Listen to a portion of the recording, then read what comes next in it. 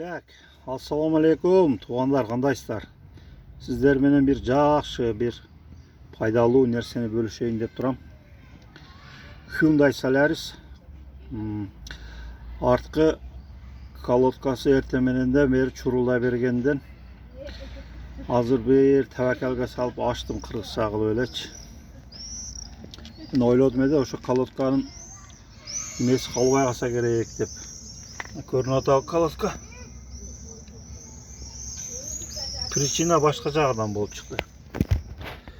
Мына супуртту азыр чечип ажыратып койдум. Мына скабанын мына үстүнкү направляющий жакшы эле, пыльниги ham жакшы.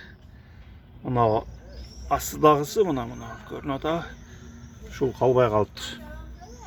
Ичиндеги немеси калбай калыптыр. Смазкасы калбай, подклинить этип калыптыр.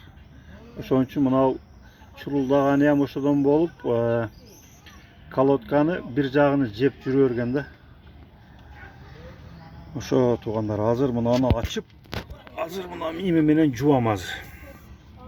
Очиститель менен жууп туруп, направляющийди кайра смазка кылып салып, азыр неме алып келдим.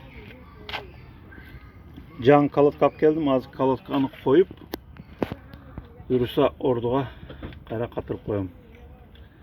Ушундай туугандар, достор. Кимге пайдасы тийип калса мен абдан сүйүнөм.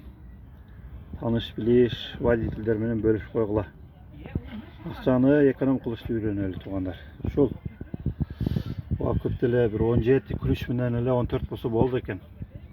Главный мына поршунду баягы 17 менен эле аркага түртсө, калганы оңой эле болуп кирип кетет экен.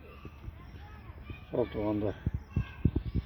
Ушинтип өзүңүздөрдүн колодкаңыздарды өзүңүздөр алмаштырып, акчаны эконом кылышты үйрөнүңүздөр. Ассаламу алейкум ва рахматуллахи ва баракатух.